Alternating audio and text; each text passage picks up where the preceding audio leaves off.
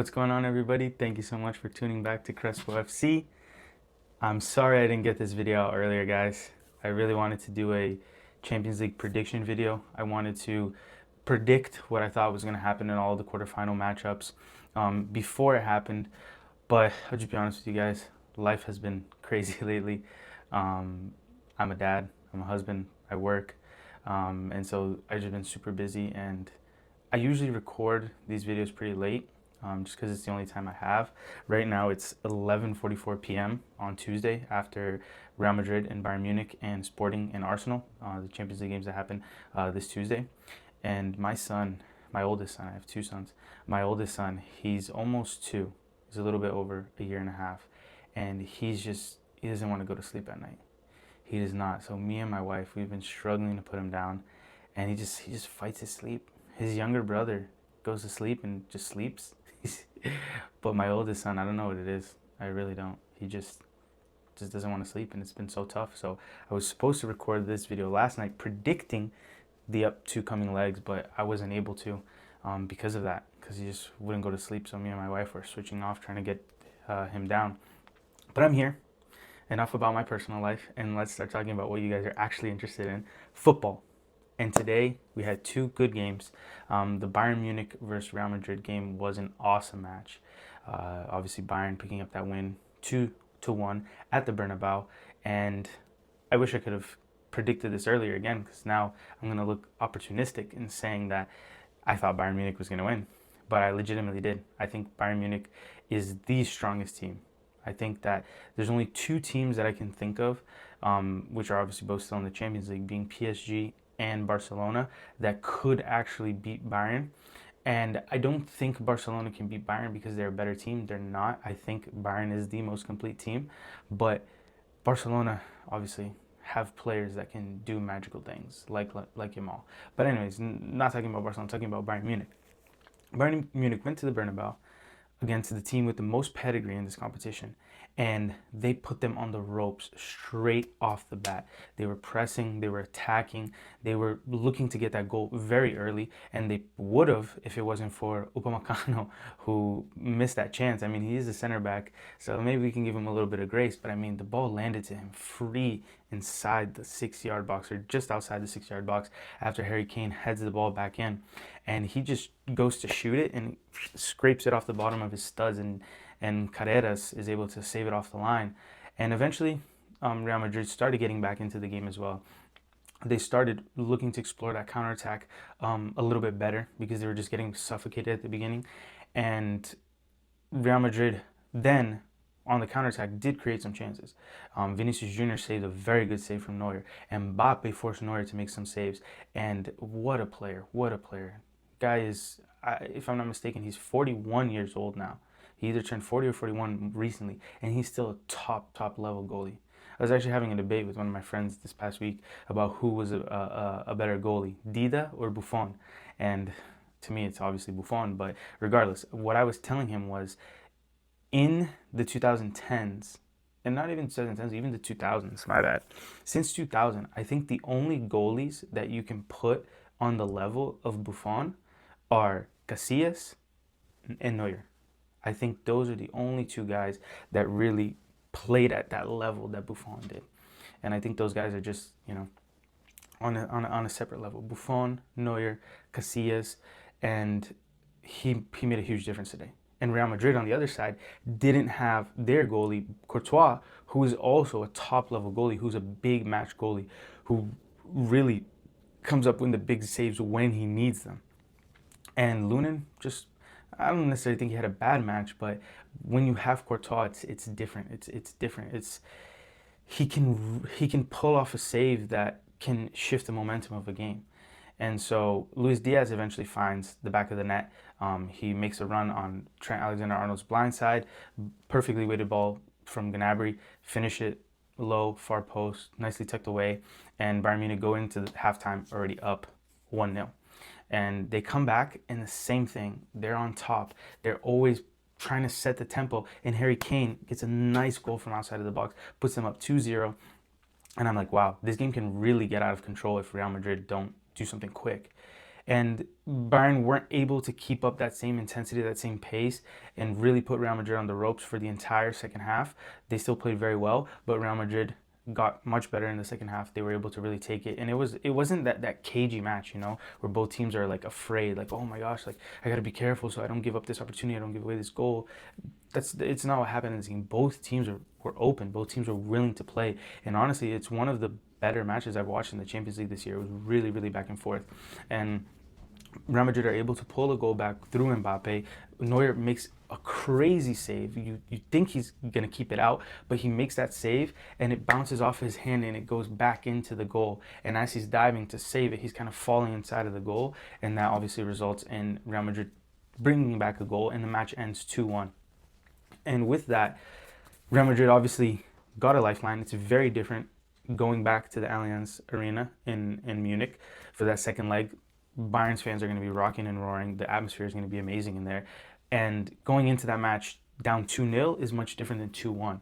Because if Real Madrid go in and they get an early goal, they're right back in it. It's going to penalties. So that goal was very important, but it's not going to be enough. It's not going to be enough. This Bayern team is so good. They're so fluid. Kompany has them playing in a way that they don't really stick. They're not strict into their positions.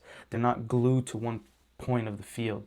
It doesn't have this super rigid tactical structure. It's so fluid. They're moving in. You see Olise, who plays out wide, and then he comes in, and Kane is dropping in, and Gnabry's filling the space in behind him. Luis Diaz, and then you have the fullbacks. You have Kimmich, and they have two super fast center backs with Jonathan Tah and Upamecano. And Leimner is the left back, and Pavlic in the middle as well. Stanisic. Like, they're just interchanging. At one point, the left back comes into center mid, and Kimmich pulls out to right back, and it's so hard to mark against that because of how fluid they are moving. And I know everybody's saying this, but it's exactly what I thought when I saw the match. And I can't not mention this in the video. Michael Olise is an insane footballer. Carreras is going to have nightmares. He's going to have to go to the psychologist and air out his fears that he thinks Michael Olise is under his bed, that Michael Olise is out to get him, because what he did with Carreras, and Carreras is a good left back. He did really well at Benfica last season. That's why Real Madrid brought him in, and I think he's a very good player. But Michael Olise just toyed with him, and it was an insane performance. Legitimately, he is a guy that I can see winning the Ballon d'Or for this season, because he's gonna win all the domestic trophies. They're gonna win the Bundesliga. They're gonna win the DFK Pokal. He has huge chances of winning the Champions League, and he has huge chances of winning the World Cup as well. So I legitimately see him as a player that can contend for the Ballon d'Or, and the top player. I'm always here ranting on about Lamine Yamal. You guys are probably sick of hearing me rant about Lamine Yamal. So now you guys can just hear me talk about Olise, because what a player, what a match. Another thing that as I was watching this game, I was thinking about was Luis Diaz. What a player. What level of player. Luis Diaz, I saw him play live 2 Februaries ago. I went to London with my wife, and we went to Wembley, and we saw the EFL Cup final between Chelsea and Liverpool. And Luis Diaz was still in Liverpool, and I saw him play live. I was like, this is different gravy. This guy's insane. Top-notch player, top-level player. And it's different when you see a player playing live. You see some things that you don't pick up on the TV, and I was like, wow, what a player. And so my point is, why in the world did Liverpool let him go? It makes no sense to me, because they don't have a left wing. They don't. They're playing Gakpo there. They're trying to improvise other players in that position. Sometimes they're playing Havertz there. Like, they don't have an out-and-out left winger, and they had one of the best in the world in Luis Diaz, and they just let him go. And he's doing bits at Bayern. And now Salah's leaving. They're going to lose another player who was one of their wingers. Like, that just made no sense to me. Like, you didn't want to pay him. I heard that was one of the reasons, because Luis Diaz was mad that he had a lower salary than everybody else. Look at the level of player he is. Pay him. What's the problem? Pay him. And now he's at Bayern, and he's amazing. That front three there, Luis Diaz, Harry Kane, and Olise. Oh my, that's it. They're all top players. They're all in their positions, top 5 players in the world. If you look at left wings, Luis Diaz, top 5 left wing in the world. If you look at Kane, top 2. top two. I think the only person that, I mean, there's Haaland as well, even though Haaland's having a lower end of a year, not in terms of goals because he's always scoring goals, but in terms of matches and big games and whatnot. But obviously there's Haaland, there's Mbappe, and there's Harry Kane. But I'm taking Harry Kane over Haaland. With Mbappe, I'd have to think because I do think Mbappe is better. But Kane as a nine, I don't think Mbappe is a pure nine the way Kane is. That's another thing. I think Mbappe can also play in off the left wing, but Kane, he drops in, he plays, he links up. The strike he has on him, he's an amazing player, and it's sad to know that a lot of his career was wasted over at Tottenham. I mean, I know he had so many goals for them, but you just stop and think about it. What could have been of Harry Kane if he had went to Bayern earlier? If he had gone to, who knows, a Real Madrid? If he had gone to a Manchester City? He just would have been such a top name in kind of the history of football. Obviously, he's still great, but the accolades to his name, the numbers are there, but the accolades are not there. So when it all comes to an end, I'm not sure he's going to be able to put himself in the conversation with some of the greatest strikers of all time because of that lack of accomplishments. But I legitimately think he is one of the best nines I've ever seen play. So that's a scary front three. And they still have Musiala, who probably would be the starting 10, but obviously he had that leg break. He came on in the second half today, but Gnabry is still good. I don't think he's at the level of the other three or the level of Musiala when Musiala is healthy, but he's still a very good player. And I guess I just can't sing enough praises to Bayern. That's just what I take out of this match today. I could talk a little bit more about Real Madrid. They brought their full team back outside of Courtois. Bellingham came back. Mbappe obviously also missed some time. Came back during right before the international break and everything, but they were still trying to bring everybody back to health. And they finally got everyone back. Bellingham didn't start. Güler still started, and it was probably just not fit enough yet. I'd be surprised to see if he does start next week. I don't think he will, but they were at full power without their goalie, and I think they were just a little underwhelming. I think Mbappe had a good game, but Vinny, I don't think he really showed up much. I think the other players had pretty quiet matches as well. Trent, you always are on your toes when Trent is on the pitch because Trent is the final ball, his delivery is insane. It's amazing. But again, I'm not trying to pick on him, but the first goal is on his blind side. Obviously, it's his blind side, so what can you really do? But he always has that defensive liability, in terms of if you remember the Champions League final that Liverpool lost to Real Madrid that Vinny scored, it wasn't the same way because it was a through ball and not cross across the box, but it was the same thing. Vinny made the run on Trent's blind side, and he was able to get on the end of it the same way Luis Diaz did. And so it was underwhelming by Real Madrid. Obviously, they're still in it. You can never count Real Madrid out, especially in the Champions League. Again, this is their competition. This is what their season relies on. Like Real Madrid, not that they don't care about La Liga and Copa del Rey and these other things, but if they don't win anything domestically, but they win the Champions League, that was a successful season for them. They're just obsessed with the Champions League. And so, again, they won't make it through. They won't. Obviously, again, like I said, you can't always count them out. And football is football. Anything can happen, but I don't see it happening. I don't see it happening. And to not leave you guys, out on a complete not speaking about Arsenal and Sporting. Obviously, I didn't watch the match because it happened at the same time. I mostly just watched highlights, but Arsenal obviously picking up a 1-0 win. I think that just about does the tie as well. Before, I had a feeling that Sporting could make some noise just because Arsenal, again, got eliminated by Southampton. They've been falling off in form crazy, and they came into this match very pressured.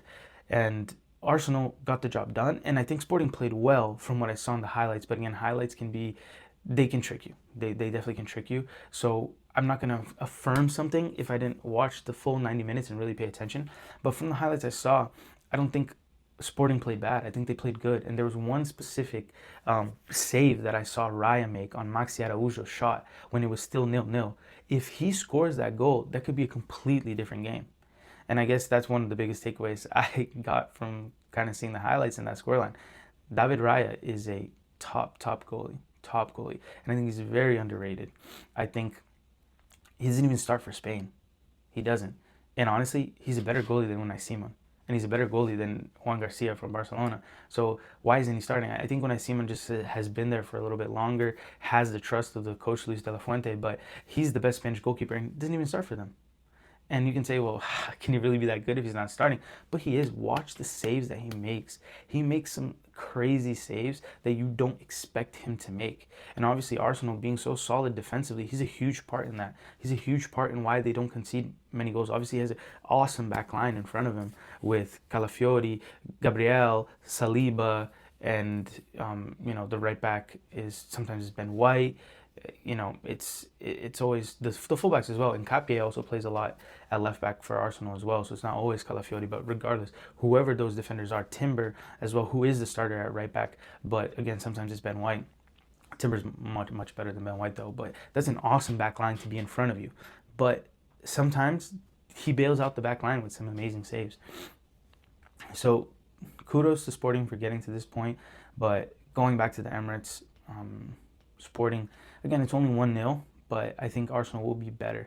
They usually open up a little bit more. They don't play as defensive at the Emirates. They've had some pretty elastic results at the Emirates this season, like the Aston Villa game where they put 4 past them. So, the fans are going to be there.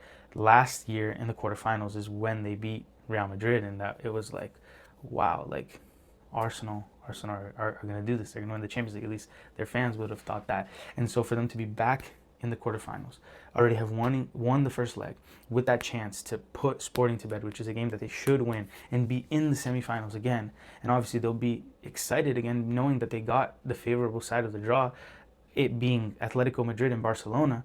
They'll be licking their chops, be like, guys, let's get this over the line, and we're almost there. We're almost at the final. And the players, the fans, Arteta, they'll start believing that they can really do this. And Arsenal have obviously never won a Champions League. And especially with the low of getting knocked out of the FA Cup and also losing the Carabao Cup final to Manchester City, it could either make them crumble, and again, the pressure is on for them, but their fans won't care about those cup losses if at the end of the season they win a Champions League and a Premier League. Now, I do think they will win the Premier League, but not the Champions League. No, I don't think so. I don't even think they're going to make the final. But anyways, depends on who they play. I can't make that prediction yet. But so great result for Arsenal. They should be, they're firmly in the driver's seat, and that's that. Great games. Again, I think this quarterfinals, I'm actually pissed off because tomorrow, what game do I watch? Liverpool versus PSG is going to be an awesome game in Paris. PSG are definitely going to look to make that result, and I do think they'll win. I'll go out and throw my prediction here right away. 3-1 for PSG tomorrow. Unfortunately, Liverpool just aren't going to hang. But I really want to watch that game. But at the same time, I also really want to watch Barca and Atletico Madrid because I want to see Yamal play. I want to see, again, it's a lot more interesting when it's a domestic clash in a continental competition. Barcelona just beat Atletico Madrid at the weekend, 2-1. And now they're playing again, and then obviously next week they play again. So in a span of, I think, 10 days, they played each other 3 times, or at least 2 weeks. Yeah, in a span of 10 days, because Saturday to Saturday 7, and then Saturday to Tuesday will be their next game is another 3 days. So yeah, in 10 days they're playing each other 3 times. But I don't really think that the result on the weekend where they beat them 2-1 will really make much of a difference when it comes to this match. I don't think it'll sway things anyway, but this match is obviously going to be in Barcelona, and I don't know. Comment down here what game you guys would watch, because they're both at 3 o'clock, obviously. So which match will you be watching? I honestly think I'm going to watch Atletico Madrid and Barcelona. I think it might just be a little bit more of an interesting match, whereas I think PSG will... Liverpool's going to put in their fight, but I just think that's going to be a more interesting match. I'll probably watch that one. And my prediction for tomorrow is going to be at the Camp Nou. Barcelona are obviously going to concede because they always concede. Their defense is very out there and exposed. So Atletico is definitely going to score. But how many? And how many are Barca going to score? I'm going to go with Barcelona win 2-1. 2-1 win for Barcelona. And that's that. Tomorrow I'm going to try to post not post, but at least film and maybe post, the reaction to those 2 matches. If not, I'll get that out later on in the week. But thank you guys so much. Thank you guys for watching another video. Thank you guys for your patience, your support. We hit 60 subscribers, so 40 away from that giveaway for the 100 subscribers that I told you guys about. So guys, please follow me on Instagram, subscribe to the channel, like, comment, hype the video. That helps me a lot. Share. I'm really invested in this. I'm in this for the long haul. You know, these past days trying to get the video out but not being able to. I was like, damn, I really want to sit down and record. So guys, thank you so much again. Comment down here as well. What match are you going to be watching tomorrow? What do you think? Who's going through? What players impress you? What players do you think should do better? Who do you think is going to go through in all of the ties? But thank you guys so much. I'll catch you guys in the next one. God bless.